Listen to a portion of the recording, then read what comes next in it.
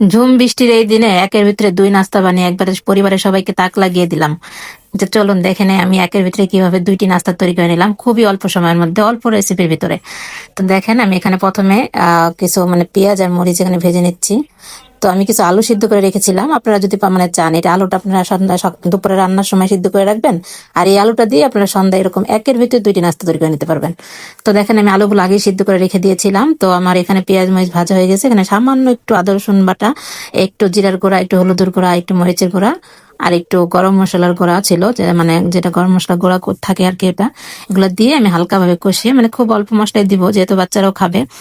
আর একটু গরুর গোস্তের তেল চর্বি ছিল রান্না করা, ওখান থেকে একটু নিয়ে নিয়েছি। দিয়ে তারপরে যে সব আলুগুলো আমি ছোট ছোট করে কেটে নিয়েছি, যেটা আমরা বুটের ভিতরে দিই অনেক সময়, ওইভাবে কেটে নিয়েছি। তো আমি এগুলো দিয়ে কি বানাবো আপনারা শুরুতেই হয়তো বুঝতে পেরে গিয়েছেন।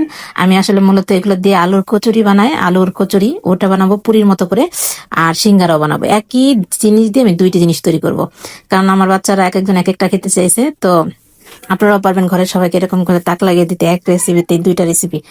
তো যেখানে এখানে আমি আটা নিয়ে নিয়েছি, আমার ঘরে যেহেতু ময়দা নাই, ময়দা ছিল না, ময়দা নিতেও নিতে পারেন। তো আমি এখানে সামান্য তেল লবণ দিয়ে সবকিছু দিয়ে আমি ময়দাটাকে সামান্য মেখে নিয়েছি, যেভাবে আমরা পুরি তারপর সিঙ্গারার ডোটা আমরা তৈরি করি সেভাবে। তারপর মোটামুটি সবাই হয়তো জানেন যে কিভাবে তৈরি করতে হয় ডোটা। তো এখানে দেখেন আমি যে আলুটা আমার প্রায় সিদ্ধ হয়ে গিয়েছে, তো আমি আবার এটা ডাল ঘুটনি দিয়ে কিছুটা ঘুটে নিলাম, যাতে আমার আলুটা আরেকটু মাখো মাখো হয় আর কি। আস্তে আস্তে আলুটা অনেক সময় মুখে কামড় লাগলেও ভালো লাগে না, একটু মাখো মাখো হলে এটা খেতেও মজা লাগবে এবং ভিতরে দিলেও মজা লাগবে। দেখেন এই যে আমি আলুর এটা পুরটা রেডি করে ফেলেছি। এখন আমার আমি যে ডোটাকে আমি 10 মিনিটের জন্য রেস্টে রেখে দিয়েছিলাম, ডোটাও আমার কমপ্লিট রেডি। তো আমি এই ডোটা দিয়ে আমি একসাথে দুইটা রেসিপি করে নিব। দেখেন কিভাবে আমি যে পুরির মতো করে নিয়ে আলু ভরে দিয়ে নিচ্ছি, এখানে হালকা একটু বেলা দিয়ে নিলেই আমার এটা রেডি হয়ে যাবে। তো বাচ্চারা আসলে সন্ধ্যা হলেই বৃষ্টির দিনে এমন নাস্তা খাওয়ার আবদার শুরু করে, আর বৃষ্টির দিনে দেখা যায় যে আশেপাশের যে দোকানগুলো থাকে, ভাজা পোড়ার দোকানগুলো, ওগুলোও খোলে না, ওখানেও কোনো কিছু পাওয়া যায় না। তখন আপনারা এভাবে খুবই শর্টকাটে, খুবই অল্প রেসিপিতে সিম্পল ভাবে নাস্তাগুলো তৈরি করে দিতে পারেন। দেখেন আমি এখানে সুন্দরভাবে কচুরিগুলো ভেজে নিয়েছি। আলুর পুরি যেমন খেতে মজা, আলুর কচুরি খেতে তার থেকে আরো বেশি মজা। তো আমি এখানে আর কিছুটা ডো নিয়েছিলাম, সেই কিছুটা ডো থেকে আলাদা করে রেখে দিয়েছি।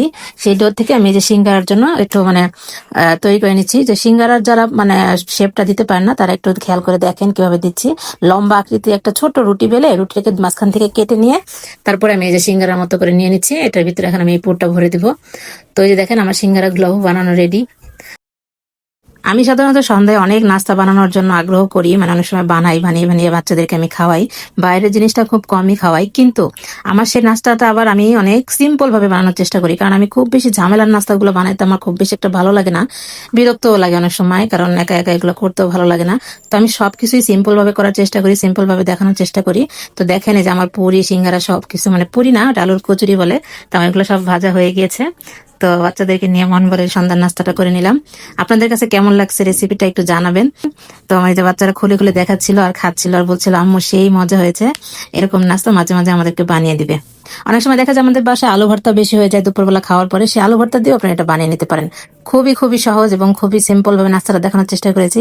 যদি আমার রেসিপিটা ভালো লাগে তাই সবাই আমাকে সাপোর্ট করবেন, ভালোবাসা দিবেন। আর এই পর্যন্ত যারা ভিডিওটা দেখেছেন তাদেরকে অনেক অনেক ধন্যবাদ। আসসালামু আলাইকুম।